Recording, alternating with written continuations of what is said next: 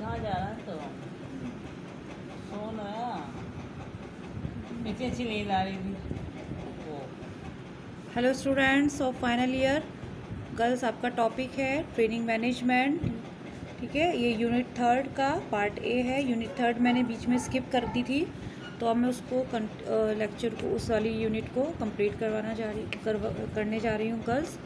देखिए, training management. सबसे पहले ट्रेनिंग मैनेजमेंट को समझने से पहले हमें मीनिंग ऑफ मैनेजमेंट को समझना आवश्यक है। ठीक है ना, कि क्या होती है मैनेजमेंट या व्यवस्था। देखिए, किसी भी कार्य को करने से पहले उसकी एक व्यवस्था बनाई जाती है, उसकी एक रूपरेखा बनाई जाती है, ताकि वो कार्य हमारा सही से संपन्न हो सके।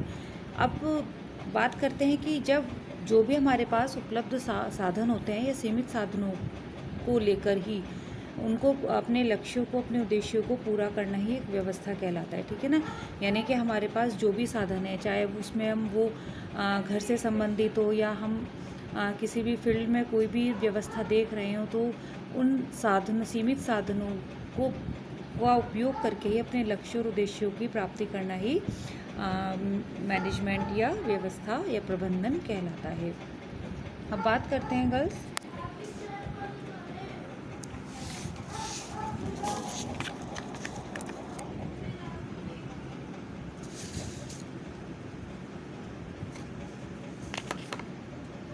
नेक्स्ट आता है डेफिनेशन ऑफ मैनेजमेंट कि इसकी क्या परिभाषा है।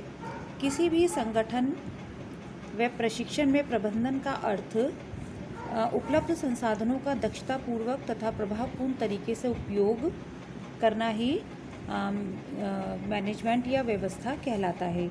अब बात करते हैं जो आपका टॉपिक है कि मीनिंग ऑफ ट्रेनिंग मैनेजमेंट। ठीक है ना, जैसे कि अभी ऊपर पढ़ा व्यवस्था की डेफिनेशन ऑफ मैनेजमेंट या प्रबंधन या व्यवस्था। अब प्रशिक्षण में व्यवस्था का क्या महत्व होता है। ठीक है, पहले मीनिंग देखते हैं कि उपलब्ध साधनों का अधिकतम प्रयोग करके, ठीक है ना, प्रबंध लक्ष्यों की प्राप्ति करना ही प्रशिक्षण व्यवस्था कहलाता है। ठीक है ना, अब ट्रेनिंग मैनेजमेंट में प्रशिक्षण से संबंधित जो भी हमारे लक्ष्य हैं, जब उनको जो पूरा करता होगा वही प्रशिक्षण व्यवस्था कहलाएगी। प्रशिक्षण प्रबंधन एक मानसिक प्रक्रिया होती है जो कि विभिन्न संस्थाओं के द्वारा प्रशिक्षण व्यवस्था के दौरान अनिवार्य रूप से अपनाई जाती है। देन नेक्स्ट आता है गुड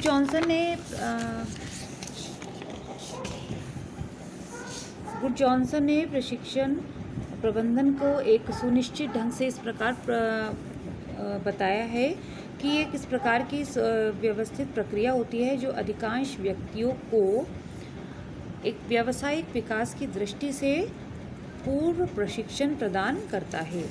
अब प्रबंधन की आवश्यकता क्या होती है, नीड ऑफ मैनेजमेंट, कि जो भी आपका सीमित साधनों जैसे कि साधनों को एकत्रित करना व हर साधन को बहु उपयोगी बनाकर उसका उत्तम से उत्तम उपयोग करके निर्धारित लक्ष्य की पूर्ति करना ही के लिए ही प्रबंधन की आवश्यकता महसूस होती है। यानी कि अगर एक प्रबंधन एक तरह से एक कला भी है गर्ल्स, ठीक है ना, कि प्रबंधन करना, कि हमारे पास कोई भी सीमित साधन है, मान लीजिए हमारे पास हमारी अर्निंग कम है, हमारी इनकम कम है, लेकिन हम उस सीमित आय में, सीमित इनकम में अपने सारे आवश्यकताओं को, अपनी ज़रूरतों को पूरा करते हैं, तो वही एक तरह से प्रबंधन कहलाता है।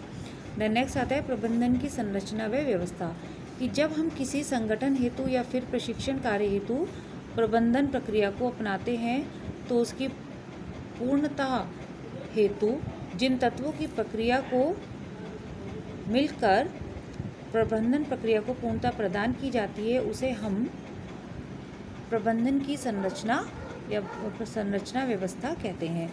देन नेक्स्ट आता है स्ट्रक्चर सिस्टम ऑफ मैनेजमेंट। प्रबंधन की संरचना के अंतर्गत मुख्य तत्व हैं जैसे प्लानिंग करना, ऑर्गेनाइजिंग करना, कंट्रोलिंग करना और इवैल्यूएशन करना।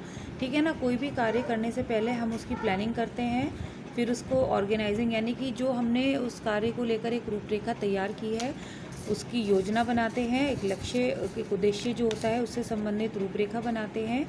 फिर ऑर्गेनाइजिंग, यानी कि उस योजना को लेकर, यानी कि मान लीजिए कोई हम घर से संबंधित कोई कार्य की योजना बना रहे हैं, तो उससे संबंधित लोगों को संगठित करना, यानी कि जो घर के सभी सदस्य हैं उनको उनका कार्य सौंपना, ठीक है ना। तो अब प्रशिक्षण में बात करते हैं कि जो भी प्रशिक्षण कार्य में इन्वॉल्व हैं, जो भी प्रसार कार्य करते हैं, उनको उनकी जिम्मेदारी, उनको संगठित होकर एक इकाई के रूप में कार्य करना। कंट्रोलिंग यानी कि एक तरह से नियंत्रण करना कि जो भी कार्य है वो सही तरह से हो रहा है नहीं, ऑब्जर्व करना, एक तरह से हम बोल सकते हैं इसको, कंट्रोलिंग को।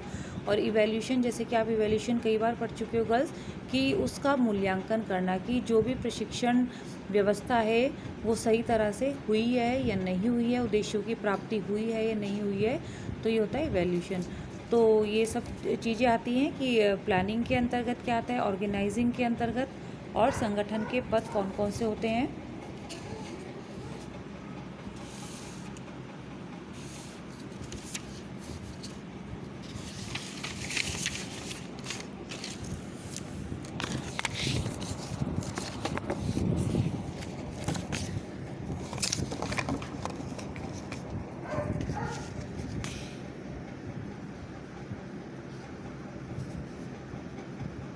और नेक्स्ट आता है बच्चों मानसिक साधनों की प्राप्ति एवं विकास।